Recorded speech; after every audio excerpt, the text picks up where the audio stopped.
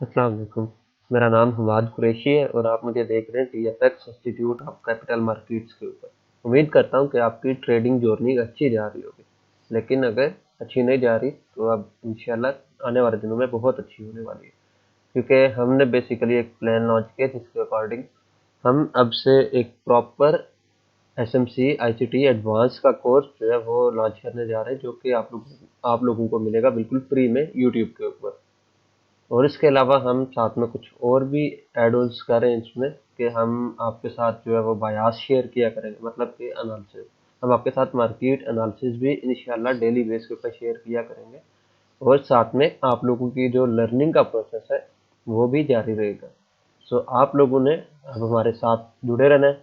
इंशाल्लाह इंशाल्लाह थोड़े ही टाइम में आप लोग भी एक प्रॉफिटेबल ट्रेडर की लिस्ट में शामिल हो जाएंगे। सो हम चलते हैं आगे कि हम क्या कुछ सीखने वाले हैं इस कोर्स में।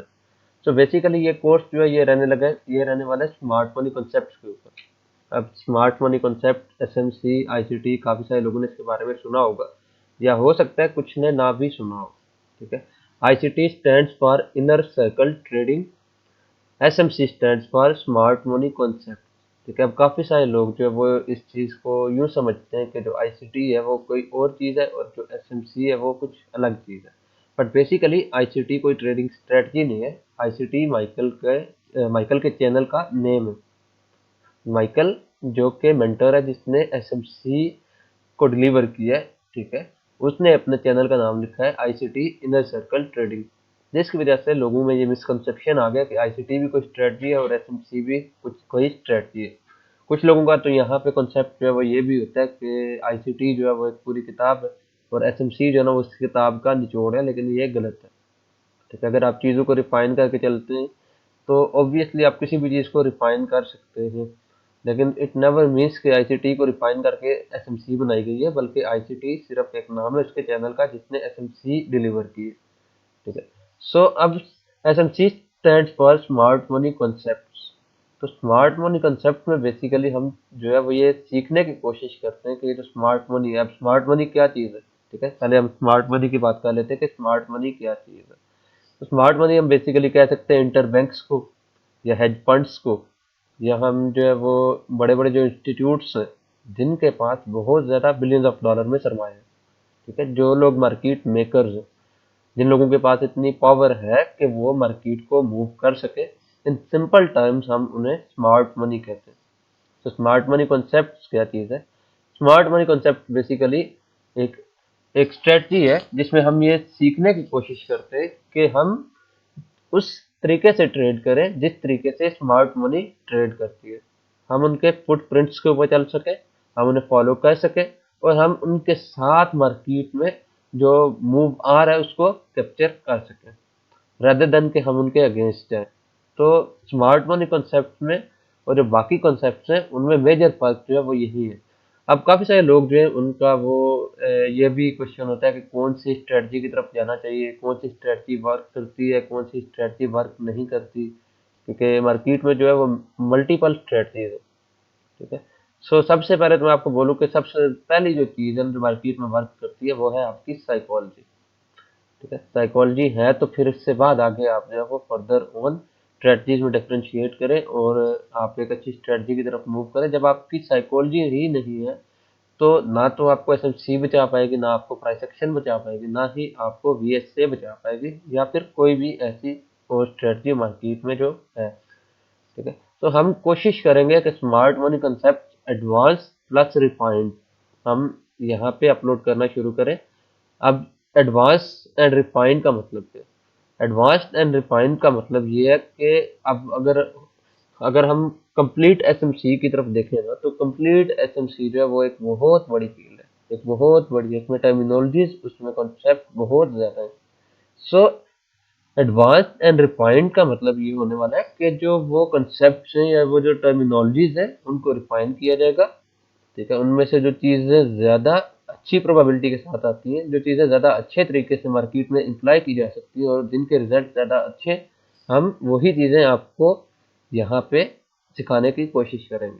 तो एडवांस एंड रिफाइन का मतलब ये कि हम वो होल स्ट्रेटजी को हम कोशिश करेंगे कि थोड़ा सिंपल वे में लेके चले, जिससे आप लोगों को भी सीखने में कोई परेशानी ना हो। तो ये तो हो गया हमारे पास जो है वो स्मार्ट मनी कॉन्सेप्ट का इंट्रोडक्शन। अब यू क्योंकि ये एक इंट्रोडक्शन वीडियो है, तो इसमें हम टेक्निकल से रिलेटेड कोई बात नहीं करेंगे, हम जस्ट जो है वो टर्मिनोलॉजीज के ऊपर ही बात करेंगे। सो स्मार्ट मनी कॉन्सेप्ट की जो डिटेल्स हैं वो मैंने आपको बता दी हैं, और इंशाल्लाह मैं कोशिश करूंगा कि टर्मिनोलॉजीज को भी आप लोगों के साथ शेयर कर दूं। अब कोर्स में फर्दर मोर मूव करने से पहले हम ये देखते हैं कि ट्रेडर्स जो है वो अपनी मनी लूज क्यों करते हैं, ट्रेडर्स जो है वो अपना पैसा क्यों गवाते हैं इस मार्केट में आके। ठीक है।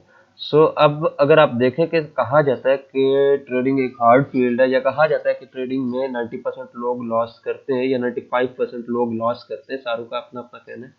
ठीक है। तो आप ये सोचें कि क्या वो जो 90% लोग हैं या वो जो 95% लोग हैं, क्या वो सारे ऐसे लोग हैं कि जिनके पास नॉलेज नहीं होगा। अब हो सकता है उसमें से काफी बड़ा सर्कल उन लोगों का हो जिनके पास नॉलेज ना हो, जो लोग गैम्बलिंग कर रहे हैं, जो लोग सिर्फ दिल के सुन रहे हैं कि मुझे लगा यहाँ से बाय जाएगी तो मैंने बाय कर ली, मुझे लगता था कि यहाँ से सेल आएगी तो मैंने सेल कर दी।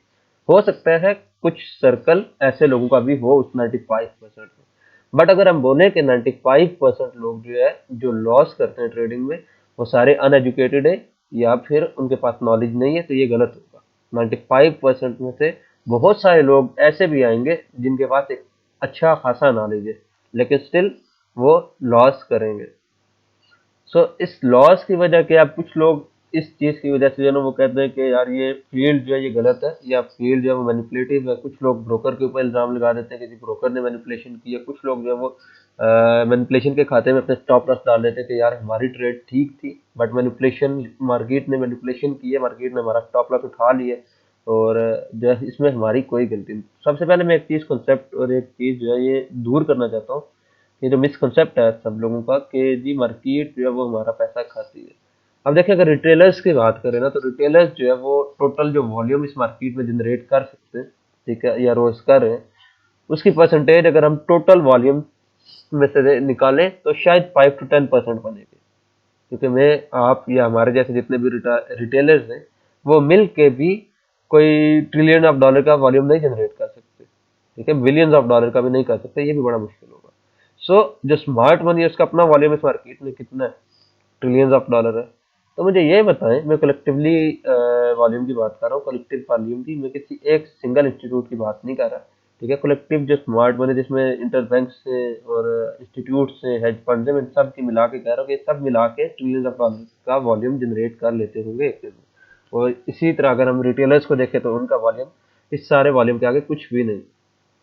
तो मुझे ये बताएं कि क्या उन इंस्टीट्यूट्स को या क्या स्मार्ट मनी को जरूरत है कि वो ट्रिलियंस ऑफ डॉलर का वॉल्यूम मार्केट में पुश करें सिर्फ इस वजह से कि वो रिटेलर्स का कुछ पैसा हथिया सके, या उनको जरूरत है हमारे पैसों की? बिल्कुल नहीं होगी, क्योंकि उनके पास तो ऑलरेडी ट्रिलियंस ऑफ डॉलर्स हैं। अब आप जो है वो एक बार को आप सोचें कि आपके पास जो है, लेट सपोज बिलियनर है, अब आपके पास बिलियंस ऑफ डॉलर्स है, ठीक है, आप बिजनेस करने जा रहे हैं उनसे। तो मुझे ये बताएं कि आपकी सोच क्या ये रहने वाली है कि आप अपना बिलियंस ऑफ डॉलर्स इसलिए इन्वेस्ट करें ताकि आप जो आपसे नीचे लोग हैं उनका पैसा खा सकें, या आप अपना जो बिलियन ऑफ डॉलर्स है वो इस वजह से इन्वेस्ट करेंगे कि आप उन्हीं बिलियंस ऑफ डॉलर्स को यूज करके मजीद प्रॉफिट बनाएं। तो ये अपनी मिसकंसेप्शंस जो है इनको दूर करें कि स्मार्ट मनी आपका पैसा खाती है, मार्केट आपका पैसा खाती है।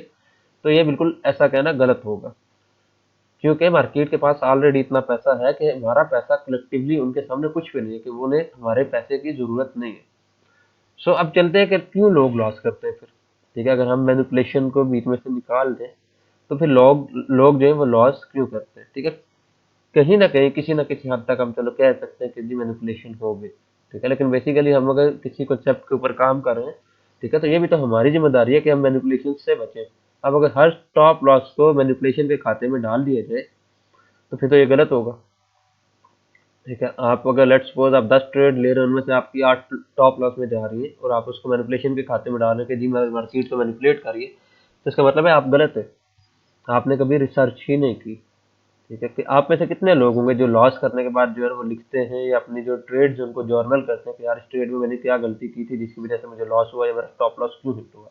मैं ये नहीं कह रहा कि 100% एक्यूरेसी अचीवेबल है इस मार्केट में। ऑब्वियसली 100% एक्यूरेसी आप अचीव नहीं कर सकते, कभी ना कभी आपका स्टॉप लॉस किसी ना किसी टाइम पे हिट जरूर होगा, ठीक है। लेकिन स्टॉप लॉस को जो है, वो स्टॉप लॉस बेसिकली जो वो आपके फंड्स की प्रोटेक्शन है।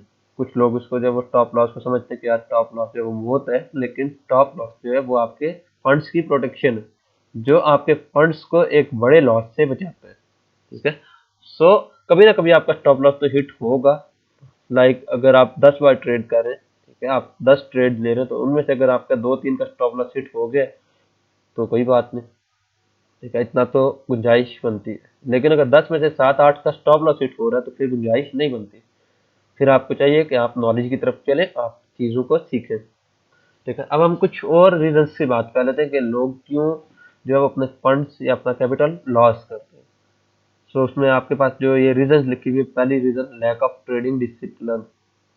डिसिप्लिन बहुत जरूरी है ट्रेडिंग में। अब डिसिप्लिन की जो डेफिनेशन है ना, वो हर बंदा अपने हिसाब से अलग अलग अलग ही करता है, ठीक है।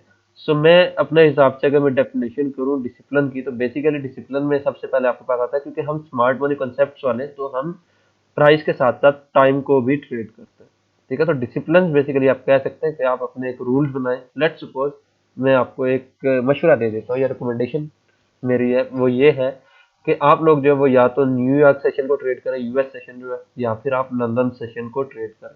तो आपका जो रूल बुक है उसमें पहली चीज फिर ये ऐड हो जानी चाहिए कि आप यूएस सेशन यानी कि जो न्यूयॉर्क सेशन है या फिर लंदन सेशन, इसके अलावा आप मार्केट को नहीं देखेंगे, आप चार्ट्स ओपन भी नहीं करेंगे, ठीक है। आपकी रूल बुक में ये चीज ऐड हो जानी चाहिए। तो इसके बाद आप सेकंड रूल रख लेंगे, यार मेरा जो लॉस का टारगेट है ना वो 3% या 5% है, ठीक है। तो इसका मतलब ये कि आपका अगर ये सेकंड रूल है, तो इट मीन्स कि जब आपका एक दिन में अगर 3% लॉस हो गया या 5% लॉस हो गया, तो आप दोबारा मार्केट में किसी भी सूरत में दोबारा इंटर नहीं होंगे, कभी भी नहीं इंटर होंगे, ठीक है। ये आपका रूल होना चाहिए। इसी तरह बहुत सारे रूल्स हैं जिनको आप अपनी डिसिप्लिन बुक में ऐड कर सकते हैं। हम इंशाल्लाह टाइम के साथ साथ सारे रूल्स अपनी तरफ से जो हमारी रिकमेंडेशन होंगी वो आपको बताते जाएंगे। अब क्योंकि ये एक इंट्रो वीडियो है, तो इसमें सारा कुछ डिफाइन करना इतना आसान नहीं है। तो इंशाल्लाह टाइम के साथ साथ आप लोगों को मजीद इन चीज़ों के बारे में इंफॉर्मेशन मिलती रहेगी। अब टू मच पैनिक, ठीक है। टू मच पैनिक जो है ना वो शायद आप लोग जब ट्रेड करते हैं तो आप लोगों के साथ भी सिचुएशन होती होगी कि आप लोग जब कैंडल्स को देख रहे होते हैं ना, तो आप जो है ना स्ट्रेस हुए होते हैं, ठीक है। आपके दिमाग के ऊपर दबाव पड़ा हुआ होता है, आप ऐसे ऐसे लगता है कि जैसे आपको कोई बहुत ज्यादा स्ट्रेस आ रहा है, ठीक है, चार्ट से आपको बहुत ज्यादा स्ट्रेस मिल रहा है। तो वो सिचुएशन होती है टू मच पैनिक, कि आप जो है ना वो ट्रेडिंग करते हुए बहुत ज्यादा पैनिक हुए होते हैं, ठीक है। इस चीज को आप लोगों ने खुद कंट्रोल करना है कि आप रिलैक्स मूड में रहे। आप कैंडल्स अगर देख रहे हैं तो वो कैंडल्स हैं, उनका आपके ऊपर नेगेटिव इम्पैक्ट नहीं आना चाहिए, कि के मार्केट में क्रैश आ रहा है, आपके सामने रेड कैंडल एक बन रही है, एक रेड कैंडल प्रिंट हो रही है जो कि नीचे ही नीचे रह जा रही है, तो आप उसको देख के पैनिक में आ रहे हैं कि यार मैं यहाँ से सेल कर दूं, मैं यहाँ से सेल कर दूं, मैं यहाँ से सेल कर दूं, मैं प्रॉफिट बना लूं। तो ये चीज आपने नहीं करनी। आपने अपने डिसिप्लिन और अपने सेटअप्स के साथ चलना है। आपको आपका सेटअप मिल रहा है, आप उसको ट्रेड करेंगे। सेटअप नहीं मिल रहा तो नहीं ट्रेड करेंगे। रनिंग कैंडल्स में फजूल में घुसने की जरूरत नहीं है बिल्कुल भी। और अपने माइंड को रिलैक्स रखें, सिर्फ अपने सेटअप को ही देखें, ठीक है। मार्केट जहां मर्जी जाए, आपका मार्केट से कोई लेना देना नहीं है। आपका जो लेना देना है वो सिर्फ और सिर्फ आपके सेटअप से है या आपकी स्ट्रेटजी से है। आप देखें आपका सेटअप बन रहा है, आपकी स्ट्रेटजी अगर वहां पे वर्क कर रही है आप ट्रेड लें। अगर आपको लगता है कि आपका सेटअप नहीं बन रहा, अवॉइड करें। इस मार्केट में पैसा बनाना बहुत ज्यादा आसान है, बहुत ज्यादा आसान है। आप लोग जब न्यू न्यू इस मार्केट में आए होंगे तो आपने खुद भी देखा होगा कि आपके पास नॉलेज नहीं थी, लेकिन बहुत सारे लोगों को, बहुत सारे क्या, मैक्सिमम नंबर्स की मैं बात करता हूँ कि मैक्सिमम न्यू लोग जब इस मार्केट में आते हैं तो वो शुरू में पैसा बनाते हैं, अच्छा पैसा बनाते हैं। उसकी रीजन क्या होती है, हालांकि उनके पास नॉलेज भी नहीं होता इतना, लेकिन वो रिलैक्स होते हैं उस टाइम पे। जब वो न्यू न्यू मार्केट में आते हैं वो पैनिक नहीं करते, वो रिलैक्स होते हैं, ठीक है। तो वो इजी होकर ट्रेड ले रहे होते हैं और वो कहीं ना कहीं उनके लिए वर्क भी कर रही होती है। तो उसके बाद क्या होता है, आपका स्टॉप लॉस लगा, एक बार लॉस हुआ, 2 बार लॉस हुआ, अब आपका पैनिक मोड ऑन हो गया। और उसके बाद आपने हो सकता है जो हफ्ता लगा के पूरा प्रॉफिट बनाया है वो एक ही दिन में उड़ा दिया। तो पैनिक नहीं करना, आपने आराम सुकून से अपने आप को रिलैक्स मोड में रख के सिर्फ और सिर्फ अपने सेटअप के ऊपर ही ध्यान देना है। आपने कैंडल्स की साइकोलॉजी से इफेक्ट नहीं होना। ट्रेडिंग अगेंस्ट द मार्केट, तीसरा पॉइंट है हमारा, ट्रेडिंग अगेंस्ट द मार्केट। तो ट्रेडिंग अगेंस्ट मार्केट का मतलब क्या है? इट बेसिकली मीन्स कि आप जो ट्रेड ले रहे हैं वो मार्केट के अगेंस्ट है, वो ट्रेंड के अगेंस्ट है। आप लोगों ने फ्रेज सुना ही होगा, ट्रेंड इज अवर फ्रेंड। ठीक है। सो आपने हमेशा मार्केट की जो डायरेक्शन है उसी में ही ट्रेड लेनी है। मार्केट के अगर अगेंस्ट आप ट्रेड लेंगे सो आप प्रॉफिटेबल नहीं बन पाएंगे। मार्केट के अगेंस्ट अगर आप लाइकली अगर गोल्ड या सिल्वर या किसी भी पेयर जिसको आप ट्रेड कर रहे हैं वो बेरिश है तो आप उसमें बाय कर रहे हैं। ठीक है। अगर आप उसमें बाय करें तो आप कभी भी प्रॉफिटेबल नहीं होंगे। तो मार्केट के अगेंस्ट ट्रेड कभी भी नहीं करना चाहिए। No capital limit. ठीक है। अब नो कैपिटल लिमिट में बेसिकली वही रूल आ जाता है कि आपने अपना कोई लिमिट सेट नहीं की कि यार मेरा इतना लॉस होगा तो मैं मार्केट से आउट हो जाऊंगा। आपका लॉस हुआ 5%, तो आप दोबारा से जो है ना वो मार्केट में घुस गए, फिर 5 और हो गया। तो आपने एक रूल बना लेना है। ठीक है। और वही आपका ये पॉइंट आ जाएगा, नो कैपिटल लिमिट्स। हम नेक्स्ट पे चलते हैं, rapid loss recovery. Let's suppose आप में से कोई बंदा सेटअप के ऊपर बैठा हुआ है, वेट कर रहा है सेटअप का, उसको सेटअप मिला, जिस जिस सेटअप में उसका स्टॉप लॉस लग गया।